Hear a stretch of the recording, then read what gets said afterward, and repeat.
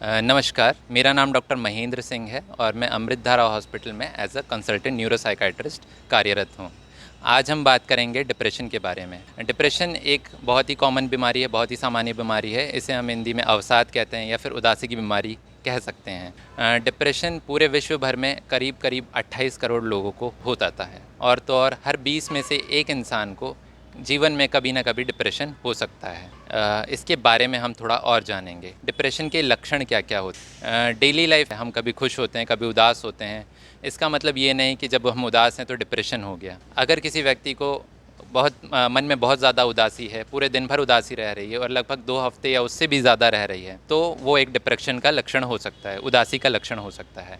इसके अलावा किसी चीज़ में मन नहीं लगना, पहले जिस काम में मन लगता था, खेलने में, कूदने में, काम पर जाने में, उन चीज़ों पे मन नहीं लगना, शरीर में थकान होना, बिस्तर से उठने का मन नहीं लगना, ये सब डिप्रेशन के लक्षण हो सकते हैं। इसके अलावा कॉन्फिडेंस में कमी, नींद ठीक से ना आ पाना, भूख कम या बहुत ज़्यादा हो जाना, ध्यान नहीं लग पाना, काम बार-बार भूल जाना, शरीर में ताकत बिल्कुल ना लगना, काँपना, बेचैनी होना, घबराहट होना, ये सब डिप्रेशन के लक्षण हो सकते हैं।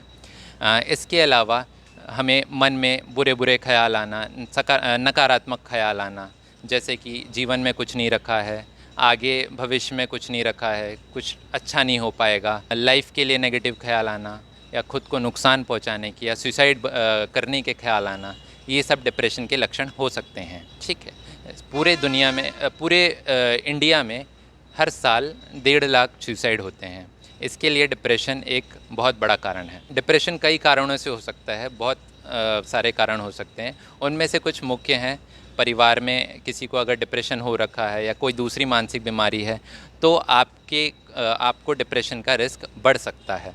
इसके अलावा बेरोज़गारी या परिवार में कभी वायलेंस हुआ है या कोई ट्रॉमेटिक इवेंट हुआ है, बुरा हादसा हुआ है, उसके कारण भी डिप्रेशन का रिस्क बढ़ सकता है। इसके अलावा डिप्रेशन का इलाज संभव है, इसके बारे में जानकारी होना बहुत ज़रूरी है, अवेलेबल होती है। डिप्रेशन के लिए इलाज उपलब्ध है। कुछ डिप्रेशन कभी दवाइयों से भी ठीक हो सकता है और साथ ही साथ साइकोथेरेपी भी दी जाए तो और भी बेटर तरीके से ठीक हो सकता है। अगर डिप्रेशन माइल्ड फॉर्म में है, कम तीव्रता का है, कम गंभीरता का है, तो कभी-कभी खाली साइकोथेरेपी से भी ठीक हो सकता है, पर ज़्यादातर समय दवाइयों की आवश्यकता हो सकती है, जिसे हम एंटी डिप्रेसेंट कहते हैं। फिर भी लगभग 10% लोग ही इलाज करा पाते हैं, क्योंकि उसके बारे में लोगों को जानकारी अच्छी तरीके से नहीं होती है।